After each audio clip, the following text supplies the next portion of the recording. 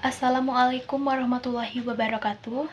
Perkenalkan, nama saya Rizky Ainun Matia dengan NIM 2591164 dari Prodi PGMI 2C. Baiklah, di sini saya akan menyampaikan materi tentang D. Klasifikasi peta. 1. Berdasarkan isi. A. Peta umum yang isinya peta dunia, peta korografi, dan peta topografi. B. Peta khusus yang isinya peta persebaran flora dan fauna di Indonesia dan peta kepadatan penduduk. 2. Berdasarkan skala. A. Peta kadaster 1:100 sampai 1:5000. B. Peta berskala besar 1:5000 sampai 1:250.000. C. Peta berskala menengah 1:250.000 sampai 1:500.000. D. Peta berskala kecil 1:500.000 ke atas. 3. Berdasarkan bentuk. A. Peta datar, yaitu peta yang dibuat pada bidang datar berupa kertas, kain, kanvas, dan papan. B. Peta timbul, yaitu peta yang dibuat secara 3 dimensi sehingga terlihat mirip dengan bentuk aslinya. Sebab itulah permukaan timbul seperti gunung dan dataran tinggi tampak perbedaannya. C. Peta digital, peta yang dibuat menggunakan bantuan komputer secara digital, misalnya Google Maps. 4. Berdasarkan objek. A. Peta dinamik, yaitu peta yang menggambarkan keadaan yang tidak stabil dan berubah-ubah pada suatu wilayah, contohnya peta perpindahan penduduk. B. Peta stasioner, yaitu jenis peta yang menggambarkan keadaan yang stabil atau tetap pada suatu wilayah, misalnya peta tanah dan peta wilayah tertentu. Kelima, berdasarkan sumber data.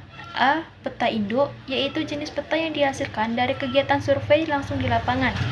B. Peta turunan, yaitu jenis peta yang dibuat berdasarkan acuan peta yang sudah ada. Berikutnya yang keenam, yaitu berdasarkan statistik. A. Peta statistik distribusi kualitatif, yaitu jenis peta yang menggambarkan kevariasian jenis data tanpa memperhitung jumlahnya, contohnya peta budaya dan peta agama.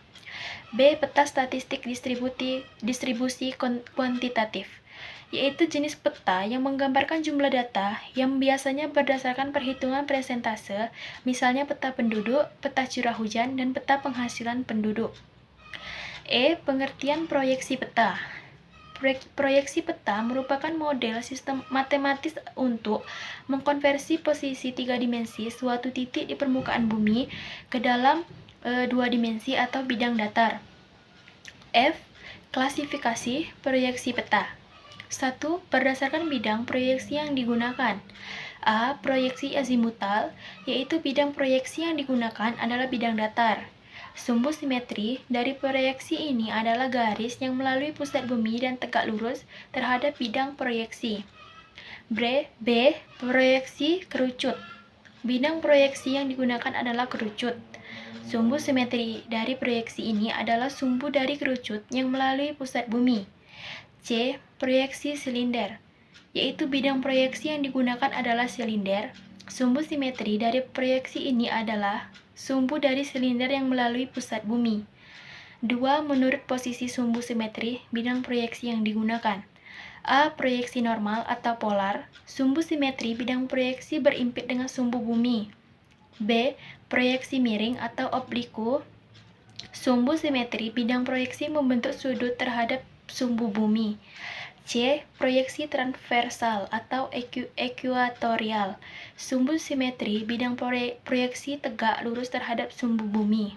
3. Berdasarkan kedudukan bidang proyeksi terhadap bumi. A. Proyeksi tangen atau menyinggung apabila bidang proyeksi bersinggungan dengan permukaan bumi. B. Proyeksi sekant atau memotong apabila bidang proyeksi berpotongan dengan permukaan bumi. 4. Berdasarkan ketentuan geometrik yang dipenuhi. A. Proyeksi ekuidistan atau jarak antara titik yang terletak di atas peta sama dengan jarak sebenarnya di permukaan bumi dengan memperhatikan faktor skala peta. B. Proyeksi konform. Besar sudut atau arah suatu garis yang digambarkan di atas peta sama dengan besar sudut atau arah sebenarnya di permukaan bumi, sehingga dengan memperhatikan faktor skala peta, bentuk yang digambarkan di atas peta yang akan disesuaikan dengan bentuk yang sebenarnya di permukaan bumi. C. Proyeksi ekuivalen. Luas permukaan yang digambarkan di atas peta sama dengan luas sebenarnya di permukaan bumi dengan memperhatikan faktor skala peta. Baiklah, inilah materi yang saya dapat sampaikan. Wassalamualaikum warahmatullahi wabarakatuh.